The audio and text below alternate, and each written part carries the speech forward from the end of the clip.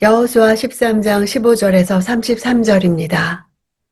15, 16절. 모세가 르우벤 지파에게 가문별로 준 것은 이러합니다. 그들의 영토는 아르논 골짜기의 아로엘에서부터 그 골짜기 한가운데 있는 성과 메드바 옆 온 평지를 지나 다시 과거 시점으로 돌아오면서 요단 동편 땅의 분배가 먼저 설명됩니다. 요단 동편 지역은 약속의 땅의 경계 밖입니다. 모세의 요단 동편 정복은 아모리 왕 시혼과 바산 왕 옥의 불순종의 결과로 얻은 땅입니다. 그들이 하나님을 인정하지 않은 결과로 패한 것입니다. 두 지파 반이 요단 동편 땅을 요구한 것은 분명 젖과 꿀이 흐르는 땅을 약속한 하나님의 뜻에 부합하는 행동은 아니라 가나안 정복 전쟁을 회피하는 것처럼 들리기도 하고 하나님이 약속한 땅보다 천혜의 조건을 가진 땅을 더 신뢰한다는 의미일 수도 있고 하나님이 정해주신 땅보다 자신들의 안목으로 고른 땅을 더 신뢰하겠다는 의미일 수도 있었습니다. 모세는 그들이 원하는 대로가 아니라 하나님의 뜻대로 분배해 줍니다. 그 땅에서 안식을 누릴 시기도 하나님이 정하십니다. 즉 형제들이 가나안 땅을 정복하고 안식을 누리기 시작한 후입니다. 가문별로 주는 것은 민수기 26장에서 여호와께서 지시하신 지침에 따른 것입니다. 거기서 두 가지 원칙이 하달됩니다. 먼저 인구 비례에 맞게 땅을 분배하고 둘째는 그 땅을 제비 뽑아 정하는 것입니다. 이것은 지파들의 땅을 일단 제비 뽑아 결정하고 이어서 지파 내의 각 가문들의 땅은 인구수에 따라 지파 내에서 나누어 준다는 뜻입니다. 민수기 32장에 비추어 볼 때 요단 동편의 분배는 제비 뽑기가 아니라 모세가 직권으로 두 지파 반에게 경계선을 정해 주었습니다. 그러니까 요단 동편 지파들의 땅의 경계는 이미 민수기 32장에서 결정되었고 그것이 지금의 본문에서 더 상세히 묘사되는 것입니다. 20절. 벳볼, 비스가, 비탈, 베데시몬까지로. 벳볼은 부올의 집이라는 뜻인데 발람이 이스라엘에 대한 세 번째 저주의 시도를 위해 올랐던 부올산 근처에 위치했을 것으로 추론됩니다. 부올은 바알부올의 음행 사건이 발생한 장소일 수 있습니다. 이곳은 모세가 사후에 장사된 곳이기도 합니다. 비스가 비탈에서 느보산이 가장 높은 봉우리입니다. 발람은 이스라엘에 대한 두 번째 저주의 시도를 위해 이스라엘이 진을 친 모압 광야가 내려다 보이는 비스가 산지의 어느 한 곳에 오른 적이 있습니다. 21, 22절. 평지의 모든 성들과 헤스본을 다스리던 아모리 왕 시온의 나라 전체였습니다. 모세는 그 땅에 살면서 그와 연합한 미디안 족장들, 곧 에위, 레겜, 술, 훌, 레바도 함께 쳤습니다.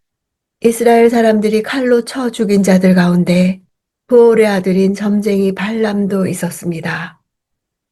시온 왕은 이스라엘 백성들이 자신의 땅을 통과하는 것을 용납하지 않고 치고자 하지만 결국 모세에게 패하고 그 땅을 빼앗기게 됩니다. 모세의 공격으로 시온 땅과 더불어 5명의 미디안 족장들도 죽었습니다. 그들은 시온의 봉신 위치에 있어 함께 시온의 땅 일부를 왕처럼 다스린 지방 영주와 같은 존재들이었습니다. 이 미디안족 5왕은 당시 미디안이 단일한 군주 체제, 즉 한 왕을 정점으로 한 강력한 왕정 국가가 아니라 여러 지역들의 연맹체였음을 확인해 줍니다. 모압 족속도 당시 미디안 장로들과 협력 관계에 있었으며 발람의 획책 하에 미디안과 연합하여 이스라엘을 음행에 빠뜨리는 데 성공했습니다. 당시의 미디안은 이와 같이 서로 적대 관계였던 시온 왕과 모압 왕 둘 다에게 강력한 영향력을 끼치고 있었던 것으로 보입니다. 이미 시온과 옥을 제압했던 모세와 이스라엘 군대는 발람의 꾀로 발생한 바알보올 사건에서 음행죄로 넘어진 후 심기일전하여 이 사건의 주동자 발람을 처단하고 발람과 협조한 아직 남아있던 미디안 세력을 완전히 격파했습니다. 이때 미디안의 5군주들이 처형되었습니다. 미디안의 족장들과 발람을 죽인 사건은 하나님을 대적하는 세력에 대한 하나님의 심판의 의미를 지닙니다. 이렇게 해서 요단 동편의 저항 세력은 모두 제압되어 정복이 완료되었으며 이 땅이 두 지파 반에게 할당됩니다. 24, 25절 모세가 갓 지파에게 그 가문별로 준 것은 이러합니다. 그들의 영토는 야셀과 길르앗의 모든 성들과 라빠 근처 아로엘에 이르는 암몬 사람의 땅 절반. 갓 지파에게 암몬 사람의 땅 절반이 할당되었다는 것은 언뜻 이해하기 어렵습니다. 왜냐하면 하나님께서 암몬은 혈연 민족이기에 공격하지 말라고 명령하셨고 그들이 국경을 철통같이 지켰기 때문입니다. 고대의 땅은 영향권이 충돌하며 겹치는 지역들이 많았습니다. 아마 이 암몬 땅 절반은 한때 암몬의 세력권이었다가 아모리 왕 시혼에게 내준 지역인 곳으로 보입니다. 31절 길르앗 절반 또 바산 왕 옥의 성들인 아스다롯과 에드레이입니다. 이것은 므낫세의 아들인 마길의 자손 곧 마길의 아들들의 절반에게 가문별로 준 것입니다. 마길이 길르앗을 낳았고 길르앗을 통해 길르앗 가문이 이어집니다. 마길 이후로 400여 년의 세월이 흘러 슬로브앗으로 이어집니다. 마길의 후손은 요단 동편 길르앗에 거주하던 아모리인들을 쫓아내는 큰 업적을 남겨 므낫세 지파의 반 지파가 그 땅을 얻을 수 있게 만들었습니다. 아마도 그 땅의 이름은 마길의 아들 길르앗의 이름을 따라 지어졌을 것입니다. 32절 이상은 모세가 여리고 동쪽 요단강 건너편 모압 평지에서 할당해 준 유산입니다. 르우벤, 갓, 므낫세 반 지파가 요단 동편을 기업으로 요청한 것이 현명한 판단이었는지에 대해서는 의문의 여지가 있습니다. 그들이 요단 동편을 차지하므로 궁극적으로는 이스라엘의 영토가 넓어졌다는 면에서 긍정적일 수 있습니다.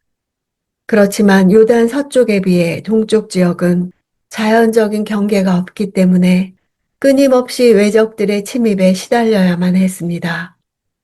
결국 아수르 왕의 침공으로 가장 먼저 포로로 끌려가는 운명을 맞이하게 됩니다. 33절 그러나 모세는 레위 지파에게만 유산을 주지 않았습니다. 그것은 이스라엘의 하나님 여호와께서 그들에게 말씀하신 대로 여호와께서 친히 그들의 유산이기 때문입니다. 요단 동편의 땅 분배는 레위 지파에 대한 언급으로 처음과 끝이 둘러싸인 인클루지오 형식입니다. 저자는 이런 방식으로 가나안 땅에서 기업을 받지 못한 요단 동편의 두 지파 반과 레위 지파를 연계합니다. 요단 동편 땅을 기업으로 분배받은 두 지파 반 사람들은 하나님께서 처음부터 약속하셨던 가나안 땅에 거하지 못한다는 사실 때문에 하나님의 축복에서 멀어지는 것은 아닌가 하는 불안감이 있었을 것입니다. 그러나 하나님은 레위인들의 거주 성읍으로 요단 동편의 성읍들도 주셨습니다. 레위인의 성읍이 요단 동편에도 있다는 것은 그 지역에도 레위인을 통한 하나님의 가르침과 보살핌이 있음을 보여주는 것입니다. 앞에서는 여호와께 드리는 화제물이 그들의 기업이라고 했는데 이제는 여호와 자신이 레위인의 기업이라고 합니다. 14절의 경우보다 더 발전된 형태입니다. 하나님께서 레위인에게 기업을 허락하지 않은 이유는 두 가지입니다. 첫째는 레위인들로 하여금 하나님을 섬기는 일에 전념하도록 하기 위함이고, 둘째는 레위인들의 사명이 각 지역에 흩어져서 율법을 가르치는 것이기 때문입니다. 그러므로 레위 지파에게 요단 동편과 서편의 구분은 의미가 없었습니다. 이스라엘의 각 지파가 분배받는 땅은 정복이 완성된 지역이 아니라 아직도 정복되지 않은 땅의 경계를 포함한 것입니다. 이는 이스라엘이 약속의 땅에 정착하는 단계에서도 여전히 가나안 세력과의 긴장이 존재하며 분배된 땅을 온전히 정복하기까지는 믿음의 싸움을 계속적으로 싸워나가야만 한다는 것을 말해줍니다. 오늘날의 그리스도인들 역시 언약 백성으로서 하나님 나라의 기업을 받게 된 자들이지만 그 나라가 완전히 임하기까지는 끝까지 믿음 안에서 영적인 싸움을 싸워야 하는 의무가 있는 것입니다. 신앙생활을 하는 내 삶에 날마다 크고 작은 전쟁이 있는 것은 내가 잘못 살아서가 아니라 잔존하는 세력을 꺾고 약속의 땅을 완전히 얻기 위해서입니다.